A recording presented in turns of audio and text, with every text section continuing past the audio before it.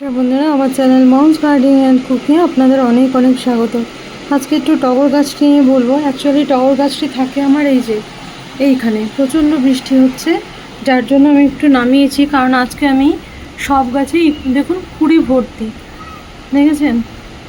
এই যে এই যে এই যে বোগানভিলিয়ার পাতা কুড়ি, কিন্তু ডগায় ডগায় কুড়ি রয়েছে। হ্যাঁ, আমি একটু দেখিয়ে নিচ্ছি। এই যে কুড়ি ভর্তি গাছ, এবং খুব ছোট গামলা, কিন্তু 6 ইঞ্চি। হ্যাঁ, কিন্তু কুড়ি ভর্তি গাছ। দেখিয়ে দিই আর একবার। এটা কিন্তু আমি পটাশ দিই, আমি 15 দিন অন্তর পটাশ দিই। আজও ভেবেছিলাম পটাশ দেবো, মানে আমার পটাশ ডেতে আজকে বৃষ্টি শুরু হলো, যার জন্য আজকে দিতে পারবো না। প্রচণ্ড গরম ছিল এই কদিন, আমি ভাবছিলাম তককেই ছিলাম যে দেবো। প্রচণ্ড গরম ছিল, তো আজ বৃষ্টি নেমেছে। যাই হোক, ওই জন্য গাছটিকে সরিয়ে নিলাম আমি।